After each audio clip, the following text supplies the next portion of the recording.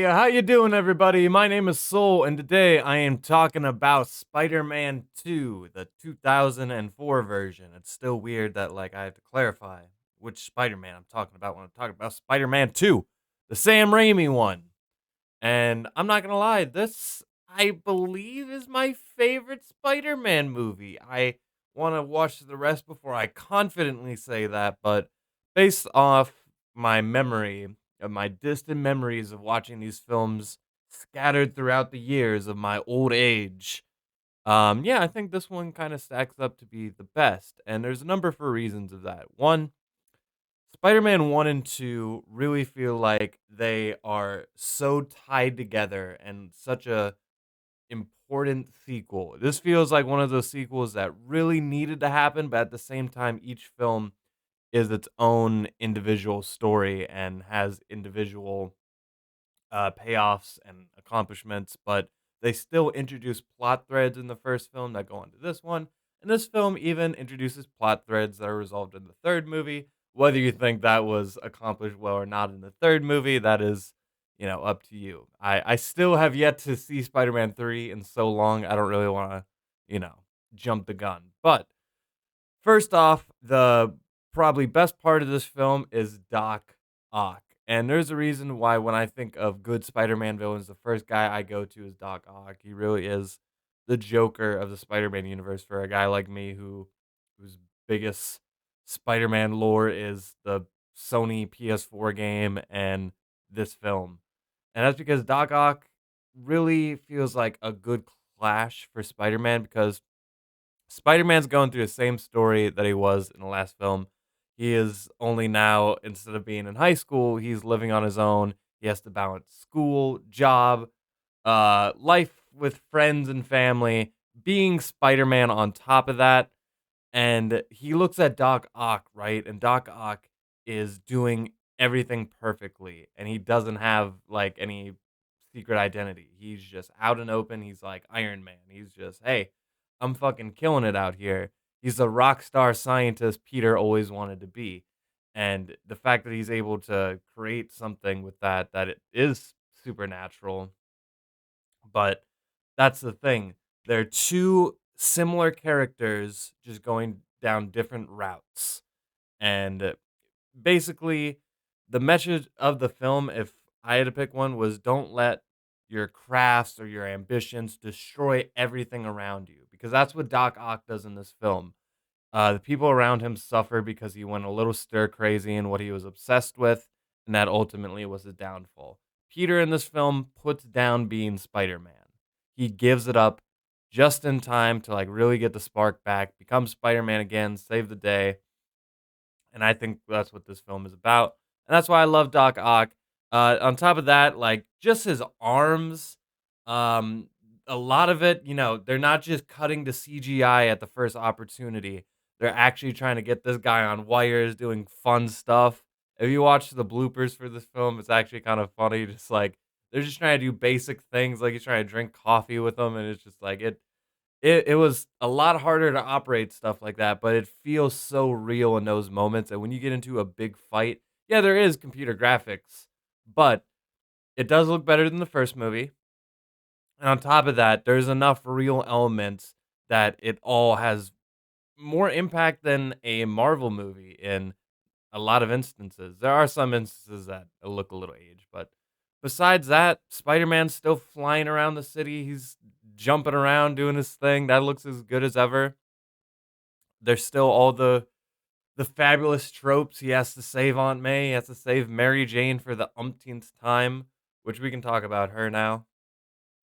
Mary Jane is now in a love pentagon, I think.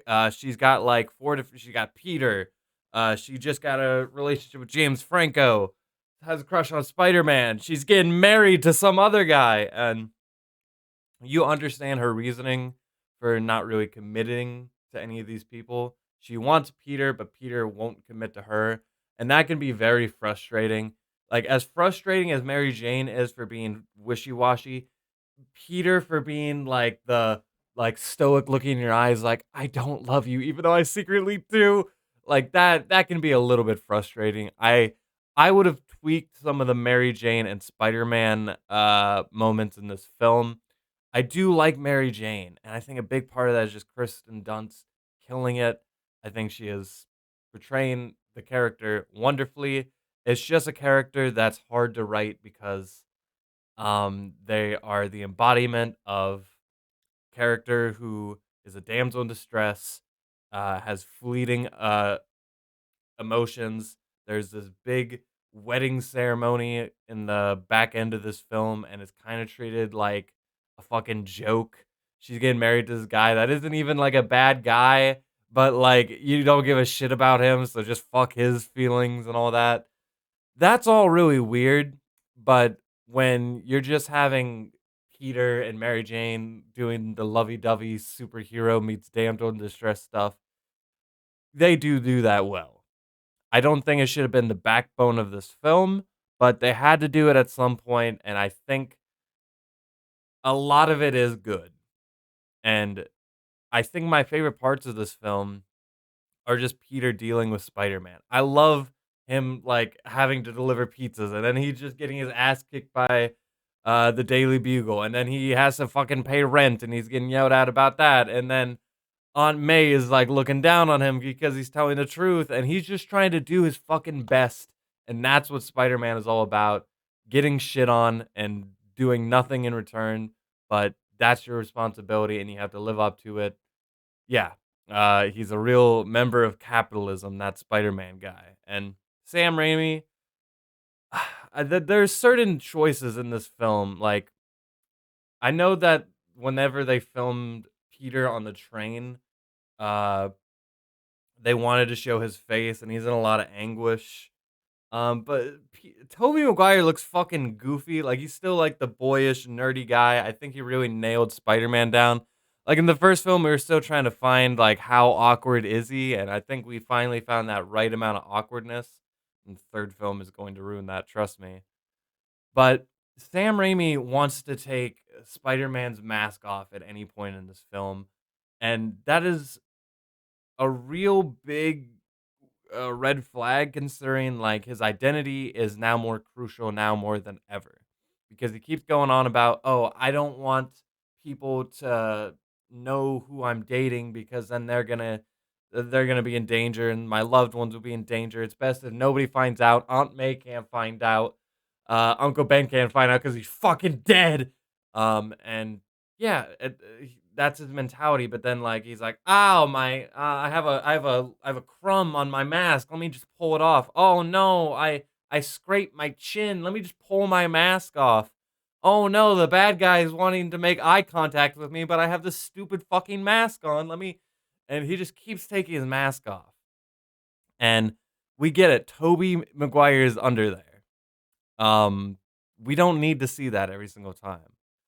Um, so yeah, certain things I would tweak about this film. Certain things aren't as good as they could be, but for the most part, this is Spider-Man.